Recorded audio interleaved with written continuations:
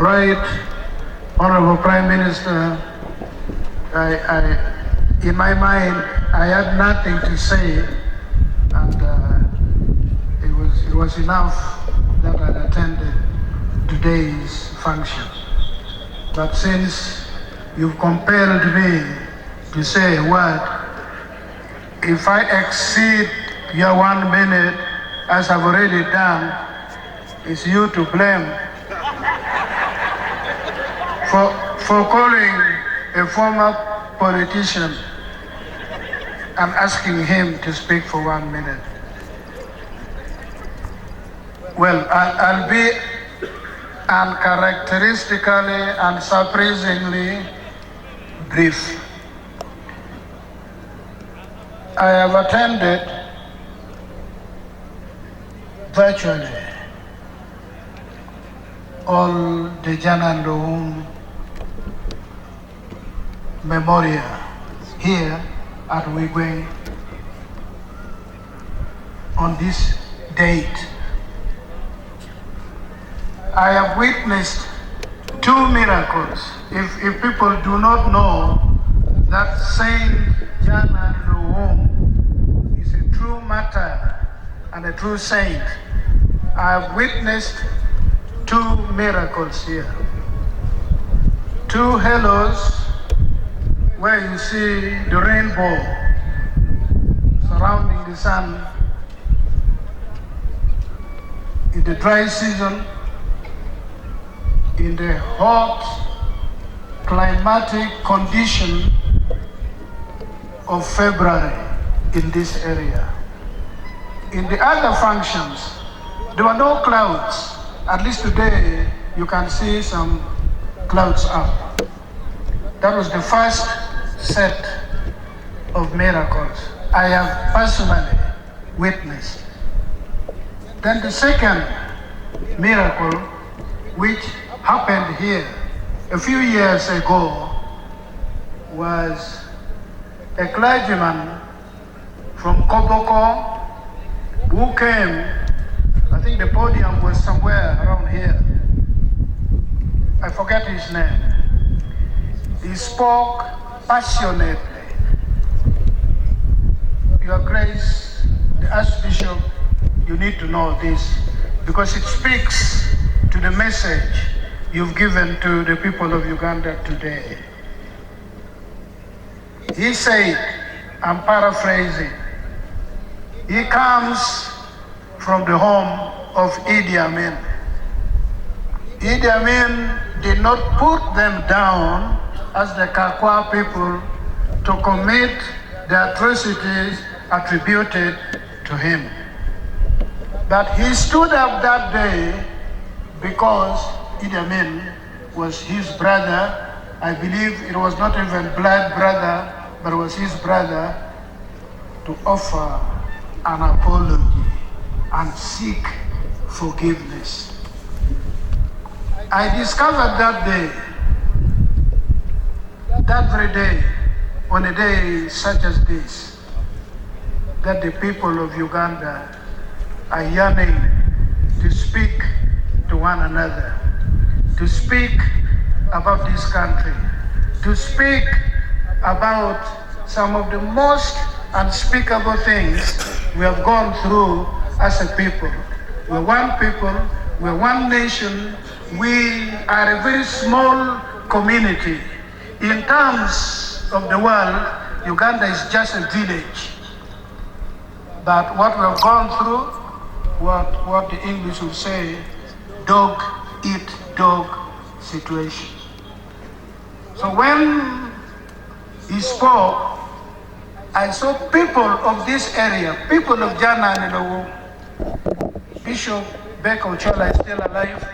I saw my brother, Ambassador Larotunu, and the family of Jana and Luwum going to mob, to embrace with tears, tears of love, not tears of hatred, not tears of revenge, not tears of bitterness.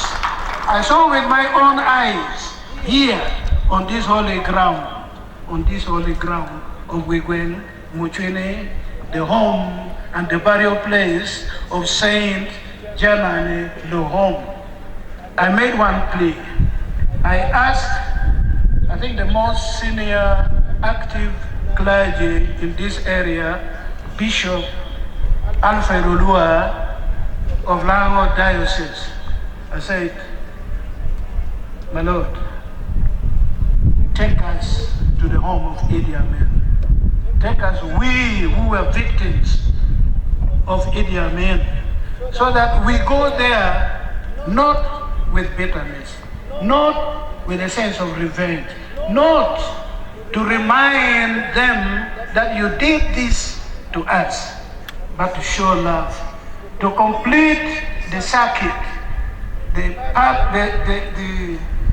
apology was given, the olive branch was presented, and we needed to pay back.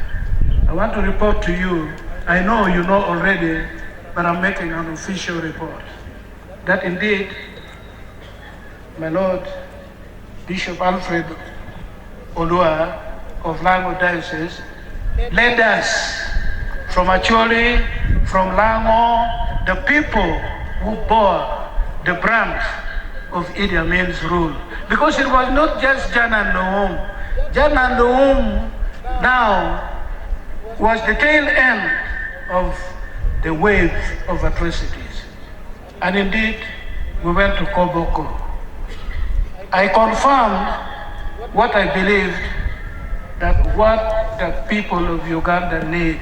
And I ask our political leaders, I ask our religious leaders, what the people of Uganda need is to be given an opportunity, a forum where they can speak to one another, shed tears together for the things we have done to ourselves, the things we have done to the children of our mothers.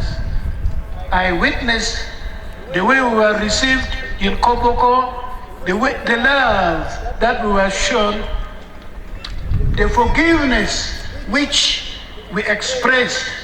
We went with some people.